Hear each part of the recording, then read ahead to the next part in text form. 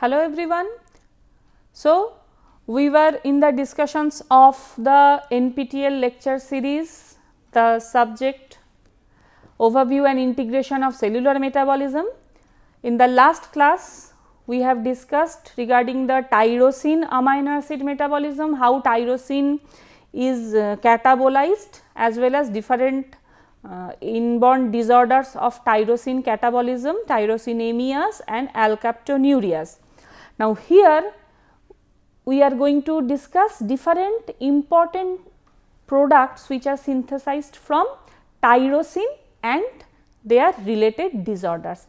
In this class, we are going to discuss catecholamine.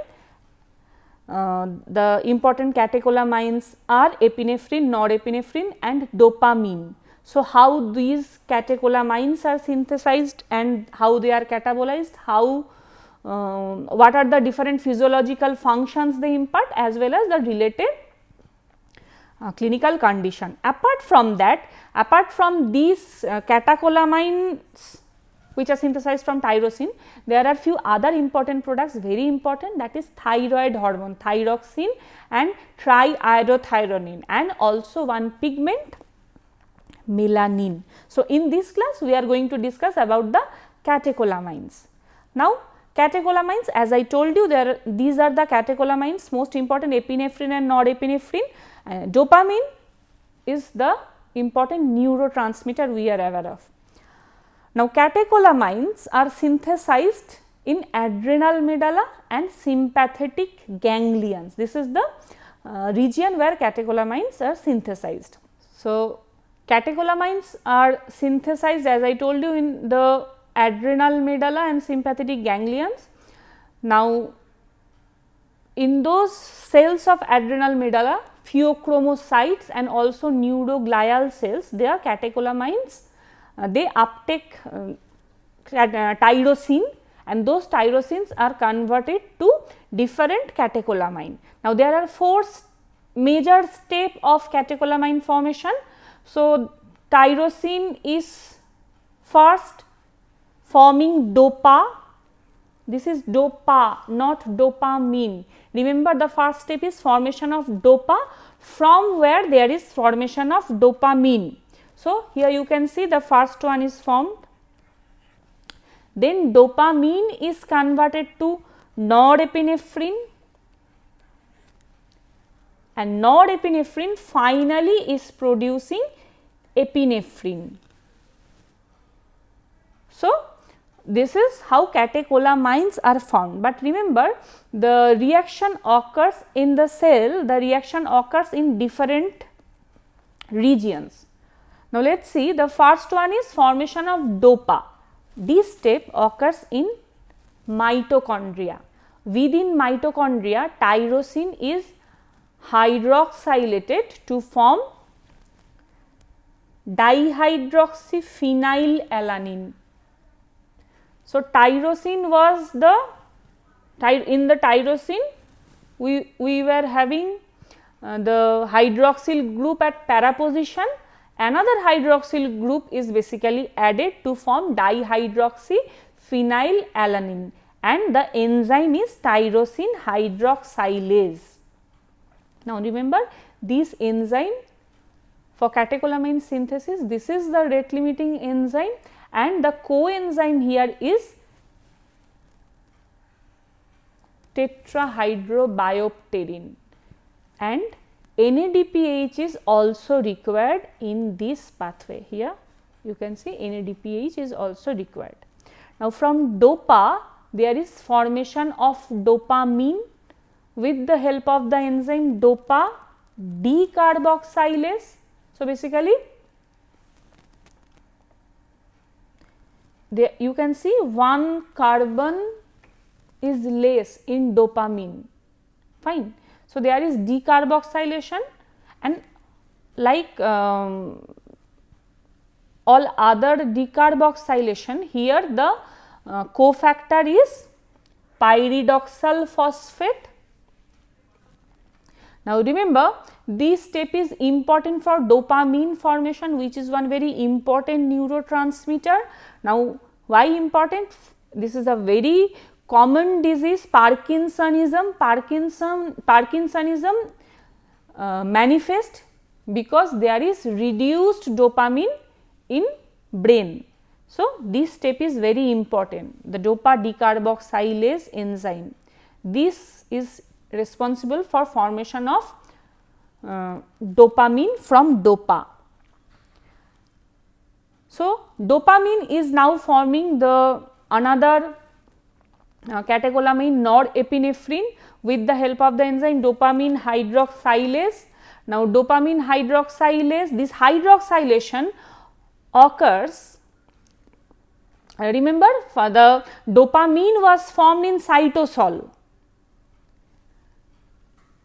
Now, from cytosol dopamine enters chromaffin granules, and that chromaffin granules are basically located mainly in phaochromocytes or the granulated vesicles of the brain cells or nerve endings like that. So, first the reaction was in mitochondria, from mitochondria it comes out to cytosol, from cytosol it enters the chromaffin granules for hydroxylation, where dopamine is hydroxylated to form norepinephrine with the help of the enzyme dopamine beta hydroxylase.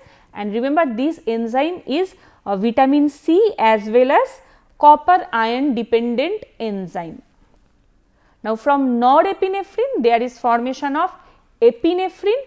Once again the norepinephrine comes out of the chromaffin granules in the cytosol.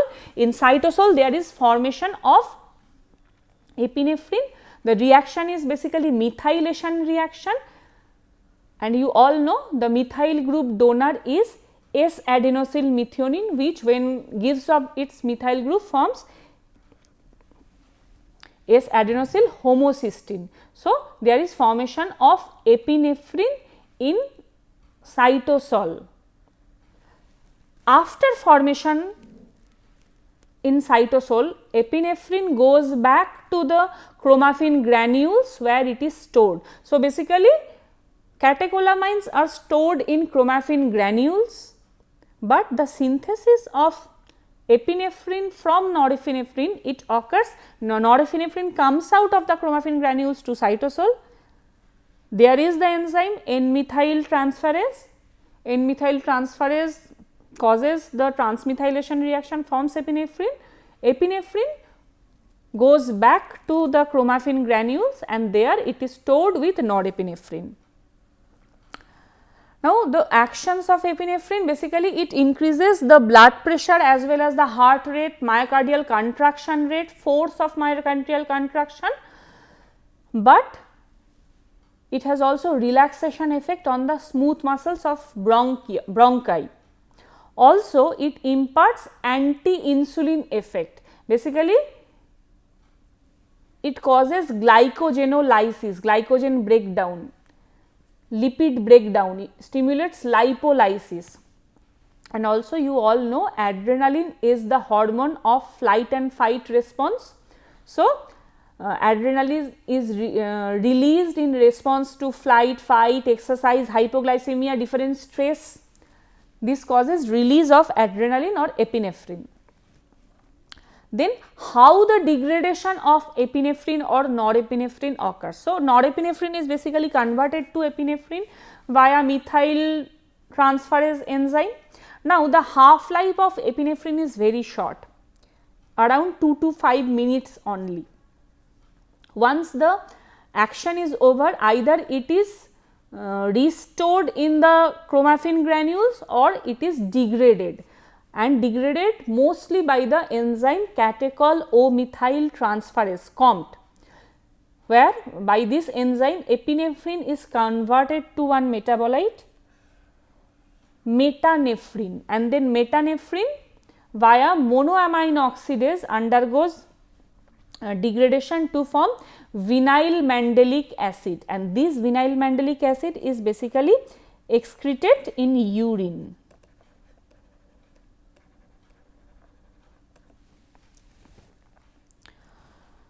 So, this is the degradation of epinephrine. So, the products are metanephrine and vinyl mandelic acid.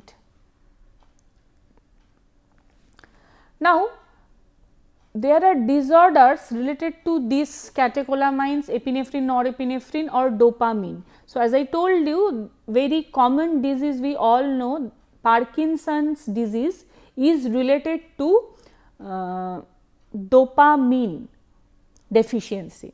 Now, why dopamine deficiency? Because there is degeneration of the dopaminergic neuron in brain. The most the most important region in brain is substantia nigra, where the dopaminergic degeneration of neuron occurs. Now, what happens? Because there is dopaminergic neuronal degeneration, there is dopamine deficiency due to decreased production. Now,